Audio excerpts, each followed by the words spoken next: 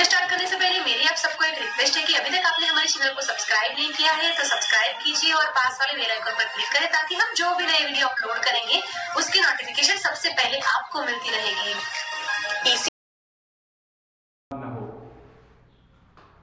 इसी कड़ी में आज मैं आपके समक्ष राधा मोहन पारिक श्री बलराम उच्च माध्यमिक आदर्श विद्या मंदिर में कार्यरत आज मैं संस्कृत विषय से संबंधित एक सामान्य जो सभी कक्षाओं में कक्षा 6 से 10 तक प्रयुक्त होता है जिसका शीर्षक है पुरुष एवं उनके कर्ताओं के नाम। भैया बहनों, संस्कृत में ये 3 प्रकार के पुरुष होते हैं। पहला पुरुष होता है प्रथम पुरुष। इस प्रथम पुरुष को हम एक दूसरे नाम से भी जानते हैं जिसका नाम है अन्य पुरुष। कई बार हम थोड़े से विचलित हो जाते हैं, प्रथम पुरुष की जगह अन्य पुरुष का नाम आता है तो हम सोच में पड़ जाते हैं कि गुरुजी के द्वारा तो ये हमें पढ़ाया ही नहीं गया।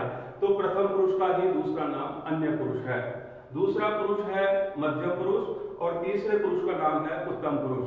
अंग्रेजी के हिसाब से हम इनको देखते हैं। हमने अंग्रेजी में पर्सन पढ़े हैं, first person, second person, third person. First person के सब्जेक्ट होते हैं आई और वी, जिनको हम संस्कृत में उत्तम पुरुष कहते हैं। आई मानी मैं, अहम, आवाम, वयम। सेकंड पर्सन यू, जिसको हम संस्कृत में मध्यम पुरुष कहते हैं, त्वम, युवाम, यूयम। त्वम यानी तुम। और थर्ड पर्सन को हम संस्कृत में प्रथम पुरुष कहते हैं, ही, शी, इट, दे। इसी को हम सह, तवते, साते, ता, तत्ते, तानी तीनों लिंगों में इस प्रकार व्यक्त करते हैं। मेरे हिसाब से ये पुरुष संस्कृत का वाक्यों का संस्कृत में अनुवाद करने के लिए सबसे उपयुक्त कड़ी का काम करता है। इसके अभाव में हम वाक्यों को शुद्ध निर्माण नहीं कर सकते हैं, शुद्ध नहीं बना सकते हैं। इसलिए इन पुरुषों का और इनके कर्ताओं का ज्ञान हमें होना आवश्यक है, क्योंकि जब वाक्य निर्माण हम करते हैं तो वाक्य निर्माण करते समय कर्ता का सीधा सीधा संबंध क्रिया से होता है, धातु से होता है। अर्थात सीधे सीधे संबंध से तात्पर्य है कर्ता जिस पुरुष में होता है, जिस वचन में होता है, क्रिया भी उसी पुरुष और वचन में होती है। प्रथम पुरुष के कर्ताओं के नाम है सह, तौ, ते, पुल्लिंग। स्त्रीलिंग में है सा, ते, ताः स्त्रीलिंग और नपुंसकलिंग होता है तत्, ते, तानि नपुंसकलिंग। ऐसे ही मध्यम पुरुष के कर्ताओं के नाम है त्वम, युवाम, यूयम। तुम, तुम दोनों, तुम सब। ऐसे उत्तम पुरुष के कर्ताओं के नाम है अहम, आवाम, वयम। अब कई बार हमारे मन में प्रश्न उठता है कि प्रथम पुरुष में तो गुरुजी आपने पुल्लिंग, स्त्रीलिंग, नपुंसकलिंग तीनों लिंगों में लिखे हैं, लेकिन मध्यम पुरुष और उत्तम पुरुष के कर्ताओं तो आपने लिंग लिखे ही नहीं है। तो मेरे कहने का भाव यह है कि मध्यम पुरुष और उत्तम पुरुष ये नपुंसकलिंग में नहीं होते हैं, केवल पुल्लिंग और स्त्रीलिंग में होते हैं और दोनों के लिए ही इन कर्ताओं का प्रयोग करते हैं। मैं उदाहरण के लिए छोटे छोटे वाक्यों का निर्माण बताना चाहूंगा।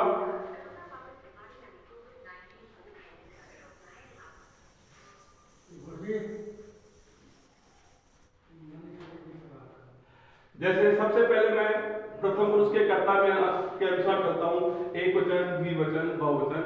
वाक्य निर्माण से पहले तीनों वचनों यानी वचन से हम सीधा सीधा तात्पर्य रखते हैं संख्या का बोध, संख्या का ज्ञान। परिभाषा के रूप में हम व्यक्त करना चाहूं तो संज्ञा या सर्वनाम के जिस रूप से संख्या का बोध होता है वो वचन कहलाता है। जिसमें एक का बोध होता है एक वचन, संस्कृत में एक वचन और जुड़ जाता है द्विवचन, अर्थात जिसमें दो का बोध होता है उसको द्विवचन कहते हैं और जिसमें दो से अधिक का बोध होता है उसको बहुवचन की श्रेणी में हम लेते हैं। तो जैसे मैंने कहा कि कर्ता का सीधा सीधा संबंध क्रिया से होता है, धातु से होता है। जैसे मैं पुल्लिंग के अनुसार वाक्य बताऊं, वह पढ़ता है।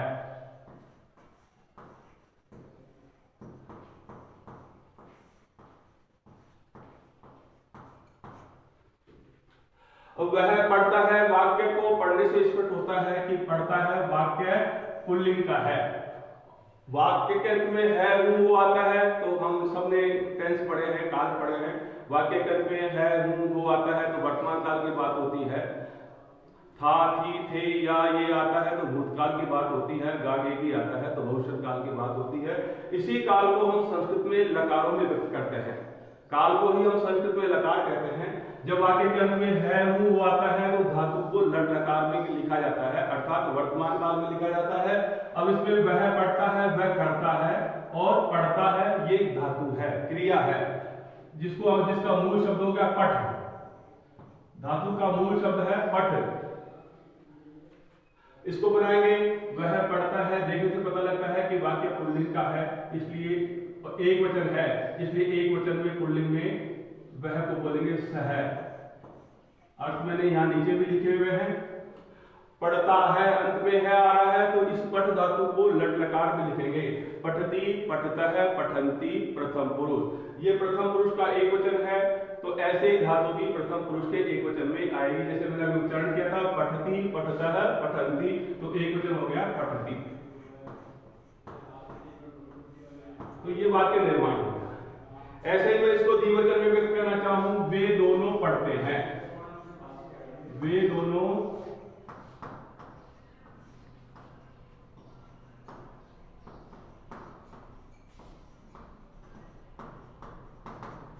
अब वे दोनों की बात आती है तो वे दोनों द्विवचन हो गया। द्विवचन का कर्ता हो गया पुल्लिंग में तौ। वही पठ धातु है, पठ धातु द्विवचन में लिखेंगे, पठती, पठतः, पठंती, तो द्विवचन में धातु आ रही है पठतः। तो इस प्रकार वाक्य का निर्माण होता है। कर्ता जिस पुरुष में होता है, जिस वचन में होता है, क्रिया भी उसी पुरुष और वचन में आती है।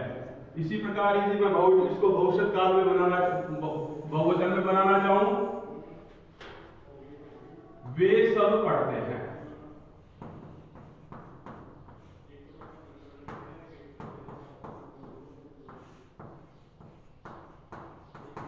वे सब को हम संस्कृत में बोलते हैं ते। वाक्य का पता लग रहा है, पढ़ते हैं स्त्रीलिंग होता है तो पढ़ती हैं आता है, इसलिए पढ़ते हैं पुल्लिंग का एहसास हो रहा है, तो पुल्लिंग में वे सब को बोलते हैं ते। और बहुवचन है, बहुवचन की धातु लिखेंगे लट लकार में, पठती, पठतः, पठंती, तो पठंती बहुवचन में आ रहा है तो ते पठंती। कई बार इस प्रकार की समझ का अभाव होने के कारण हम वैसे ही तुक्के लगा देते हैं। अब पठ धातु 5 लकारों में होती है, जो आप हमारे मन मस्तिष्क में बैठ जाता है। किसी भी कर्ता के साथ में हम किसी भी एक वचन द्विवचन को, किसी भी पुरुष को हम जोड़ देते हैं, जो गलत हो जाते हैं। इसलिए थोड़ी सी समझदारी इसी में है।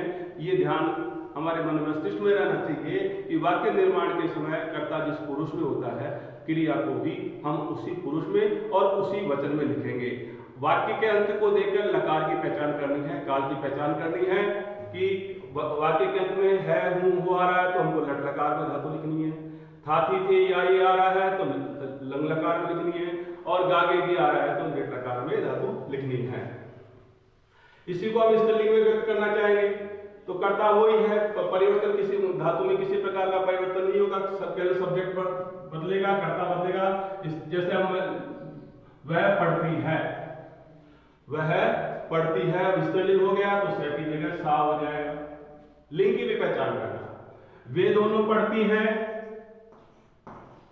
लिंग की पहचान हो रही है, द्विवचन आ रहा है, स्त्रीलिंग में द्विवचन हो गया ते, ते पढ़ता है।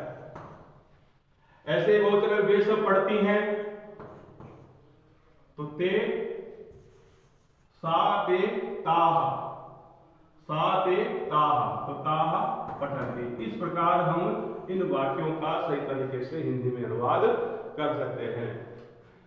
और सीधा सीधा इन तीनों पुरुषों के कर्ताओं के बारे में हम समझना चाहें तो तू मध्य, तू का मतलब हो गया त्वम, युवाम, यूयम, तुम दोनों, तुम सब। मैं उत्तम, मैं का मतलब हो गया अहम, आवाम, वयम, और बाकी सब प्रथम पुरुष। कई बार ये सर्वनाम शब्द है, कोई भी संज्ञा शब्द आता है, कोई भी नाम आता है तो वे सब प्रथम पुरुष के कर्ता माने जाते हैं। तो स, तौते, सा, ते, ताह, तत्ते, तानी और कोई भी नाम, ये सब प्रथम पुरुष के कर्ता कहलाते हैं। त्वम युवाम यूयम ये मध्यम पुरुष के कर्ता कहलाते हैं। अहम अवम वयम ये उत्तम पुरुष के कर्ता कहलाते हैं। तो सीधे सीधे में तू मध्यम, मैं उत्तम और बाकी सब प्रथम, ये भाव, ये बात अब यदि हम अपने ध्यान में रख लेंगे तो मैं मानता हूं कि कर्ताओं की पहचान करने में हमें कोई दिक्कत नहीं होगी। अगले लेसन में इसी से संबंधित और कुछ हम वाक्य बनाएंगे। तब तक के लिए नमस्कार।